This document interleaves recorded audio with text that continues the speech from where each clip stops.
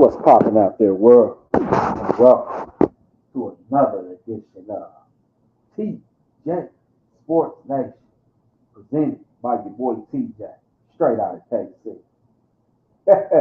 My bad, y'all, man. Your boy been dealing with some shit. I think I got it all on track now, so we're gonna try to keep things going, man, and do the damn thing, man. You know what I'm saying? Like we got a lot going on in boxing, bro. Like a lot. And we're gonna try to cover as much of it as we can in this show today, and just go from there, man. Give a couple of the fellas time to get in, the ones that's been loyal to me through thick and thin. There's one of them right there. What's popping with it, bro? How you doing? How you doing, man? Yes, sir. Come on in. Come on in. Come on in. Let's get going, baby. Because we got a lot to talk about. Now, before we dig into Spence versus Crawford, who has the edge and all this and all that, let's back up a little bit. Let's back up to three potential opponents that look to face the winner of that fight. So let's talk about that. Let's game plan that real quick, and then we can dig into Spence versus Crawford. You know what I'm saying? That's gonna be the best way to do it. You know what I'm saying? Because this is interesting, man. Like everything that's going on in boxing is very interesting right now. Like we getting the fights that we want as fight fans. I can say that we're finally getting the fights that we want. You know what I'm saying? And I don't believe they done. And that's the truth. That's the truth.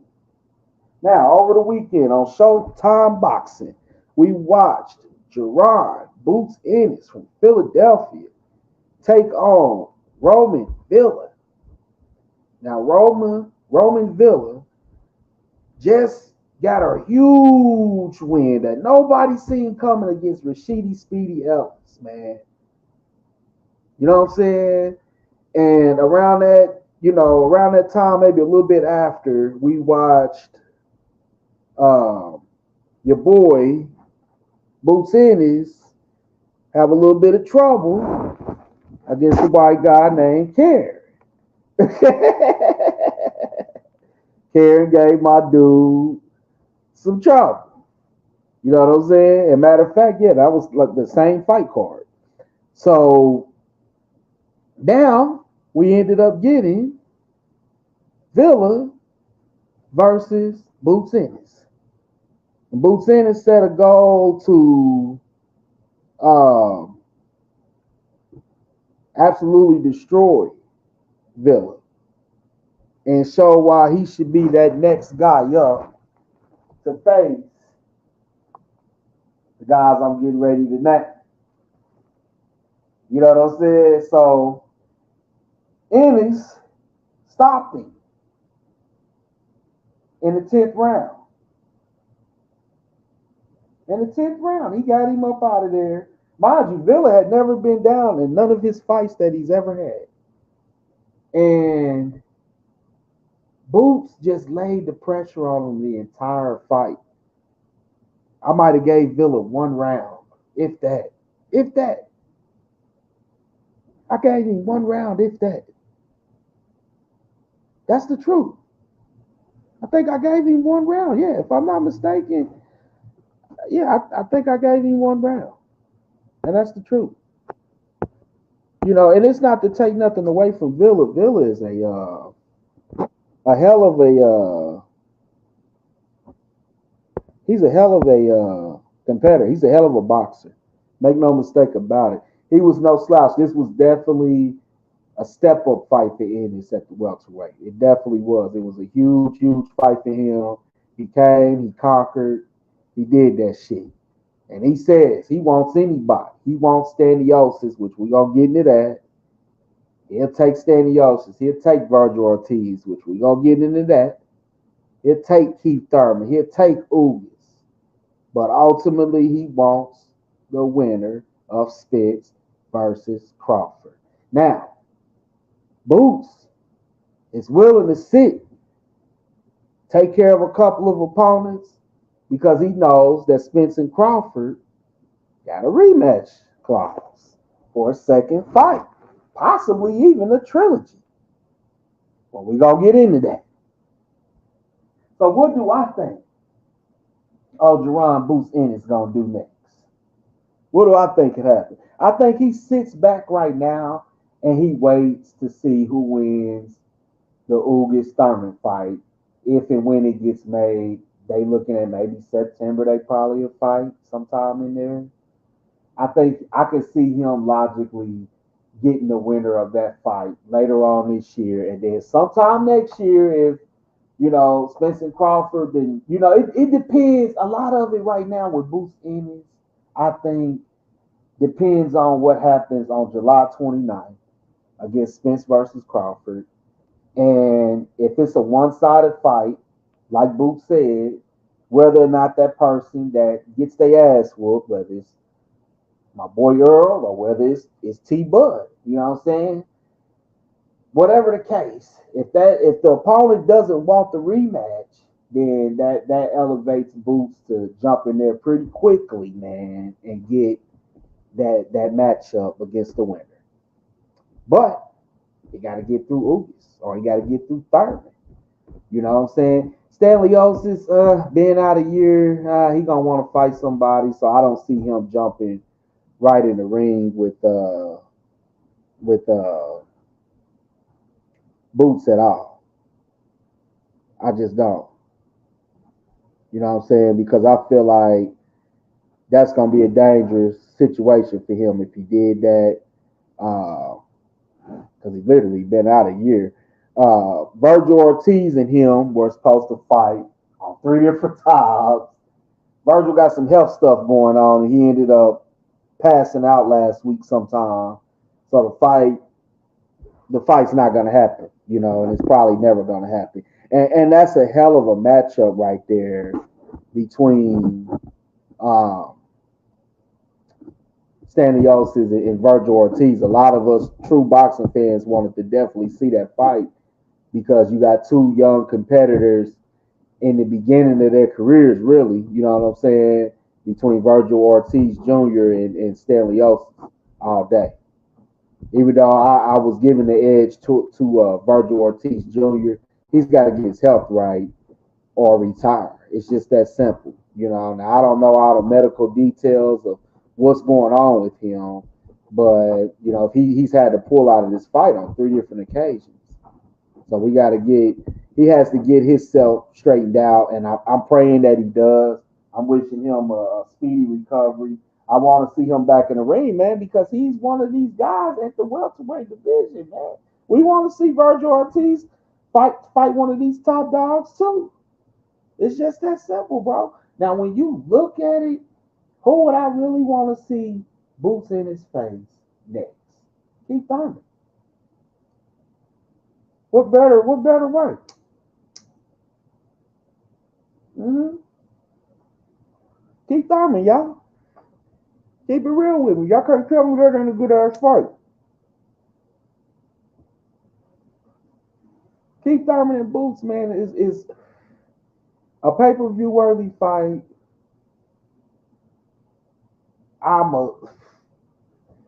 mean, Keith, he's been out a while, and if he does face Ugas next, that's a hell of a fight, and that's gonna be a tough fight for him.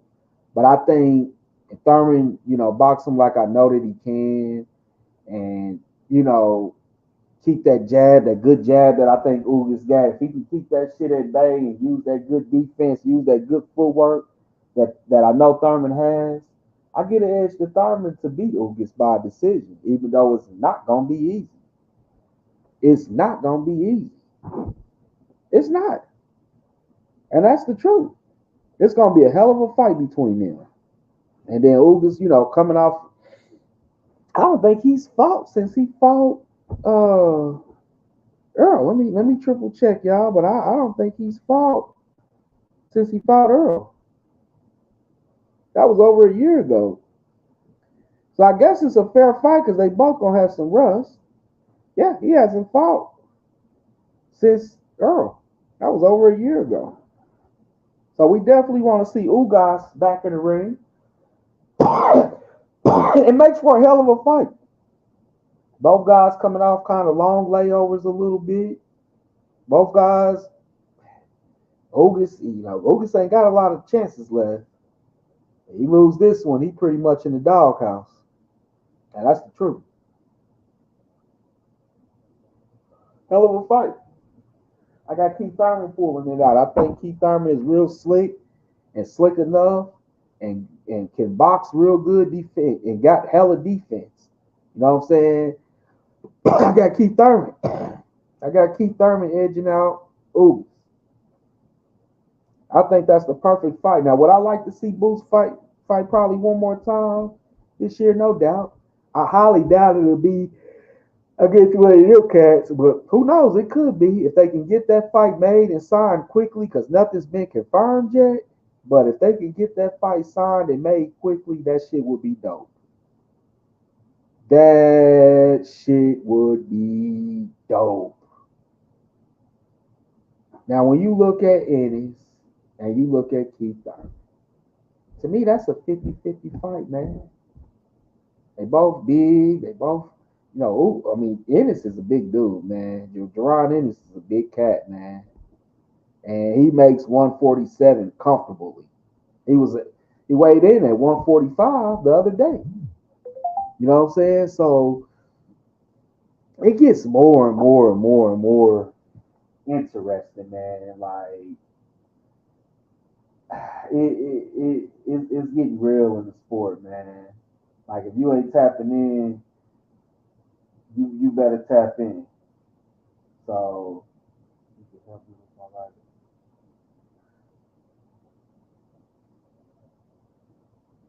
yeah, definitely going to be interesting to say the least as things continue to go forward in the sport of boxing. The possibility of Ennis Thurman fight the same year that we get Spence versus Crawford that we've been dying for the last 4 or 5 years. Man, this is crazy, bro. This is crazy. This is crazy. We also got Anthony Joshua and Dylan White to look forward to, part two. Remember, they fought about 5-6 years ago. That's going to be a hell of a fight. I hope Joshua beats the living shit out of Dylan White because I think Dylan White is a complete piece of shit and a fucking scumbag. It's a lot to look forward to, man.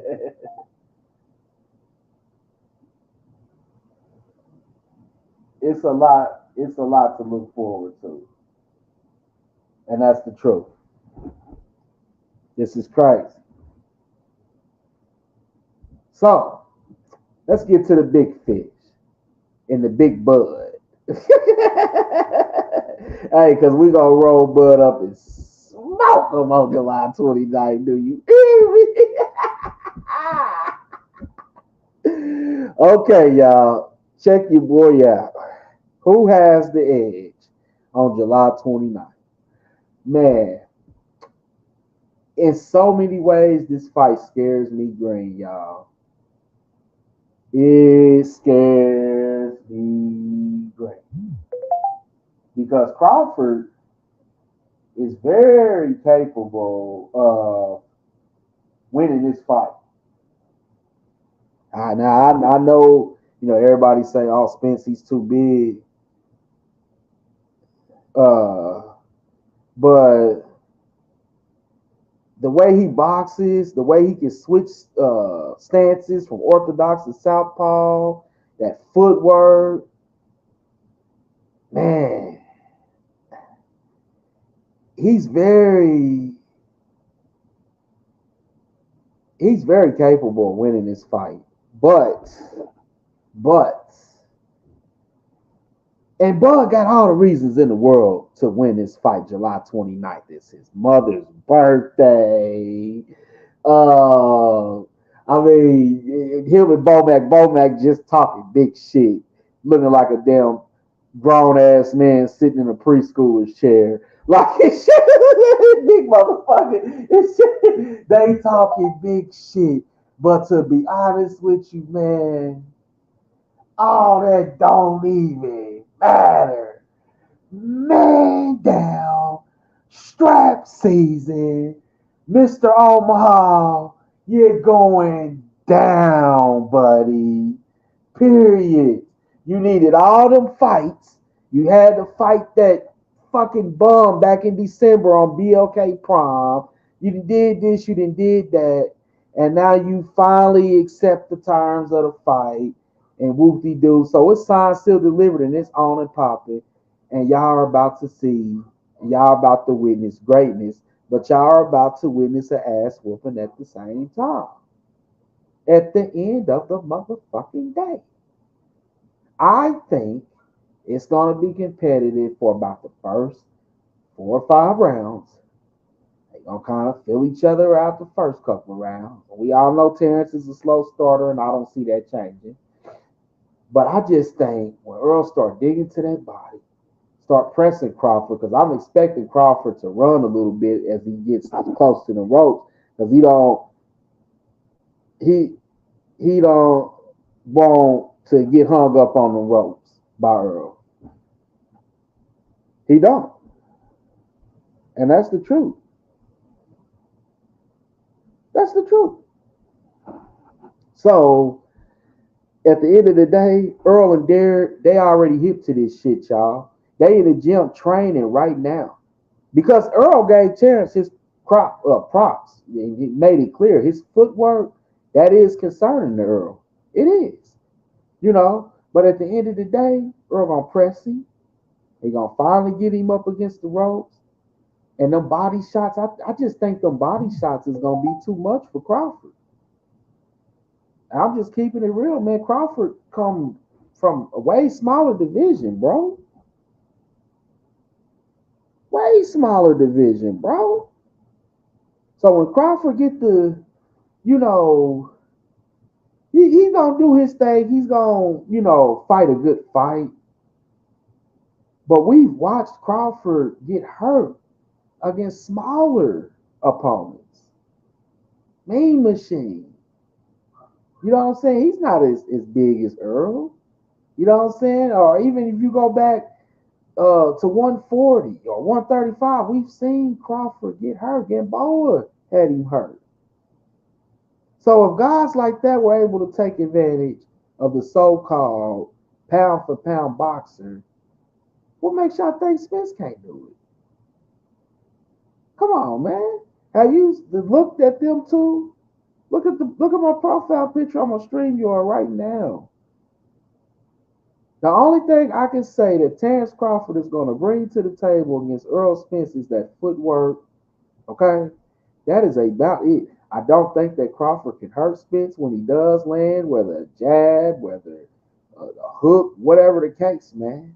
Now, some people say Spence got issues with people that go to the body. I've never seen that. I ain't never seen it. I ain't never seen Spence in trouble at all. And all that shit about Ugas almost knocked him down. No, the fuck he didn't. Earl thought his teeth fell out, and he took his eyes, and Ugas got him with another one. That's what happened. And still couldn't knock my nigga down. Don't play with me, dog. Still couldn't knock him down. I'm going to tell you right now. Don't believe the hype with Crawford. Don't believe the hype with Bomac. Don't fall for the okie doke. Don't put your money on Terrence Crawford because you're going to lose your fucking money.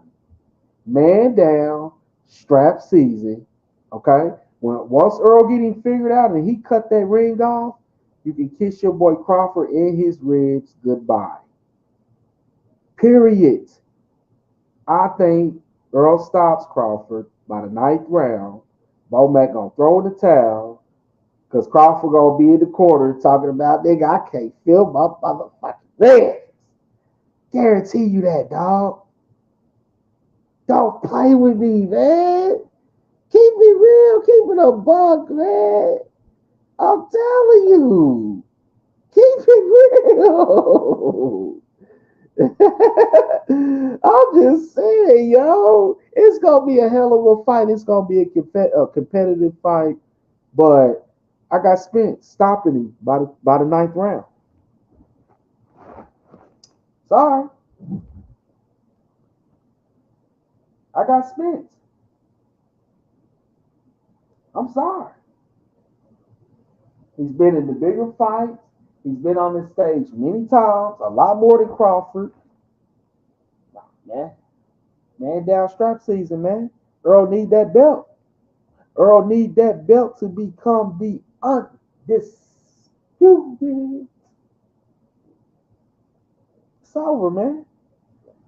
Crawford's had a hell of a career, but I think Earl gonna beat him in a fashion to where I don't think Crawford gonna want the rematch. His ribs gonna be too fucked up. His ribs gonna be too damaged after this fight, man. Remember, Mikey Garcia seen something in Spence, and what did he end up seeing? A 12 round shutout, ass kicking from the beginning to the motherfucking end. That's what you about to see. Earl told him months ago, years ago, you too light in ass. That's the truth, man. That is the truth.